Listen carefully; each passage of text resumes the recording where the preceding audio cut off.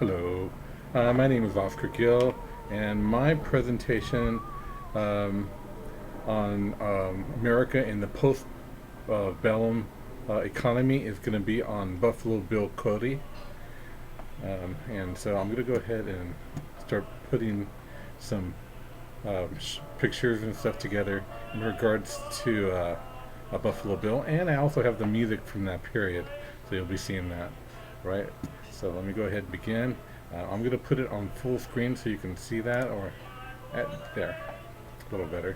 Yeah, put it right there. All right, so William Frederick Cody, Buffalo Bill. Uh, um, was an American soldier, bison hunter, showman, born in Locklear, Iowa territory, now the U.S. state of Iowa, on February 26, 1846. But he lived um, for several years in his father's hometown of Toronto Township, Ontario, Canada, before he uh, returned to the Midwest and settled in Kansas Territory. He was an American buffalo hunter again, a U.S. Army scout, a Pony Express rider, Indian fighter, actor, entrepreneur, a promoter. Uh, Cody was well liked. He was a go-getter with courage, determination, and he could tell a great story. Uh, Now his life uh, was part of the legend and part fabrication. William Cody came to embody the spirit of the West for millions. He transmuted his own experience in national myth of frontier life that still endures to some extent today. Uh, Born in Scott County, Iowa in 1846, Cody grew up on the prairie when his father died in 1857. His mother moved to Kansas. Uh,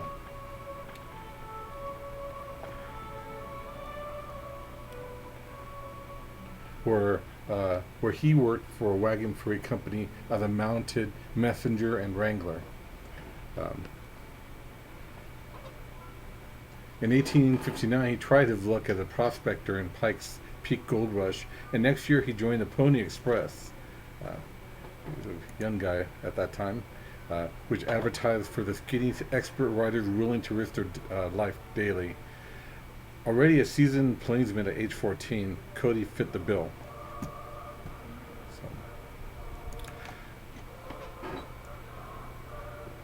During the Civil War, Cody served as a Union scout and campaigns against the Kiowa Comanche. Then in 1863, he enlisted with the 7th Kansas Cavalry, which saw action in Missouri and Tennessee. After the war, he married Louisa Frederica in St. Louis and continued to work for the U.S. Army as a scout and dispatch carrier operating out of Fort Ellsworth, Kansas. As you can see here, he did receive the Medal of Honor. You can see the notes on there. These are so. We'll continue.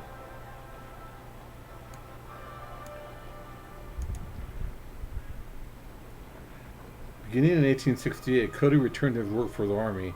He was chief of scouts for the 5th Cavalry and took part in 16 battles, including the Cheyenne defeat at Summit Springs, Colorado in 1869. The Army made him chief of scouts. This position was created only for him, and he's the only one who's ever had that position. For his service years, he was awarded the Congressional Medal of Honor in 1872. I have some other pictures of him here, right here. This is Buffalo Bill's favorite picture, a photograph. Here's another photograph of him during the frontier years.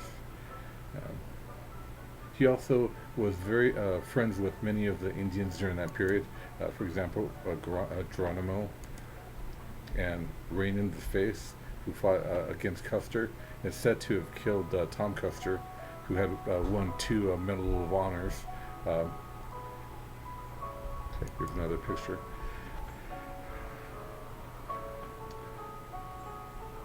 All the while Cody was earning a reputation for skill and bravery in real life, he was also becoming a national folk hero thanks to the exploits of his alter ego Buffalo Bill. In the dime novels of Ned Bundline, pen name of a writer E.Z.C. Judson. Vacating in 1869, Bundline created Buffalo Bill, who ranked with David Crockett, Daniel Boone. It was a mixture of incredible fact and romantic fiction, quite honestly. In 1872, Bundline persuaded Cody to assume the role on stage by starring in a play, The Scouts of the Plain. And though Cody was never a polished actor, he proved natural showman, winning enthusiastic applause. I'm doing the video and the reading, so forgive me for the difficulty there. Right.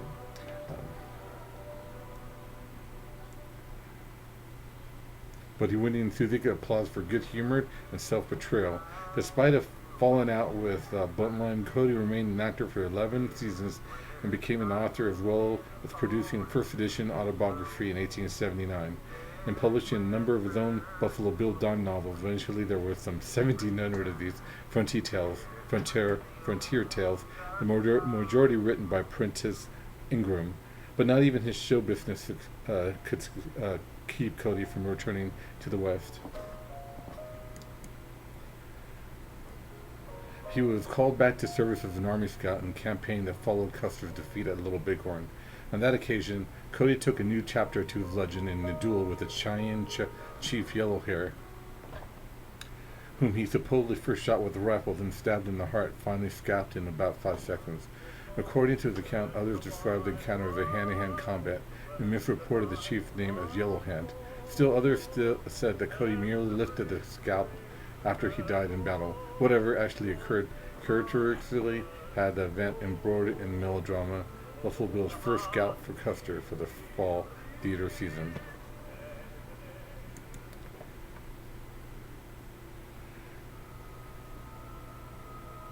Cody's own theatrical genius revealed itself in 1883 when he organized Buffalo Bill's Wild West outdoor extravaganza that dramatized some of the most picturesque elements of frontier life. A buffalo hunt with real buffaloes, an Indian attack on Deadwood stage with real Indians, a Pony Express ride, and the climax, a tableau of presentation of Custer's last stand, in which some Lakota who actually fought at the battle played a part. Half circus, half history lesson, mixing sentimentalism with sensualism, the show proved an enormous success, touring the country for 3 decades and playing enthusiastic crowds across Europe and England. In later years, Buffalo Bill's Wild West star, sharpshooter Annie Oakley, would also star in it. Let me continue here. In the first King of the Cowboys, she was called. The book's Taylor, in one season, the slayer of General Custer, chief Sitting Bull, Cody even added on the international flavor by assembling a Congress of Rough Riders of the world that included Cossacks, Lancers, and old world land cavalrymen, along with vaqueros, cowboys, and Indian from the American West. Though he was by this time wholly absorbed in celebrity existence as Buffalo Bill. Continue here. He had a real-life reputation in the West, and in 1890 he was called back to the Army once more during the Indian uprisings associated with the Ghost Dance. He came with some Indian from troop who proved effective peacemakers and even traveled to Wounded Knee after the massacre to help restore order.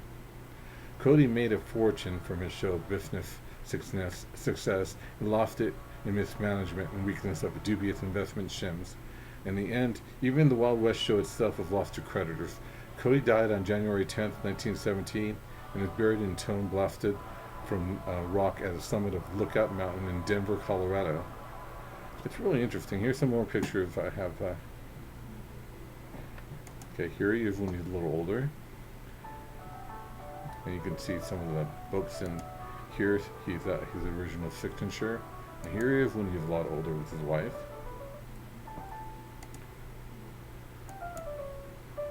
He had a grand funeral too.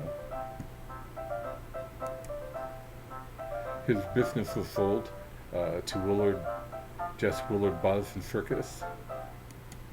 And here's his funeral again.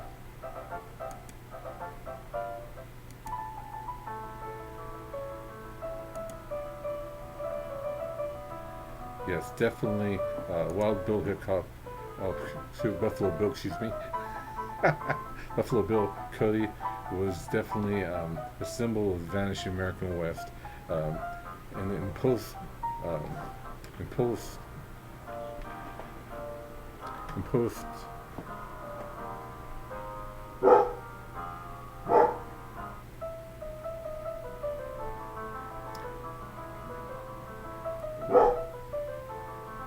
and he was definitely in post after the Civil War. He was definitely there was lots of opportunity, and he took advantage of it. And he is a well-loved American even to this day. I appreciate your time. I'm sorry for going way over. Thank you. Oh yeah. I have to show you the. Here's my sources. I hope you enjoyed the music. All of it, by the way, was from that period. So, thank you again.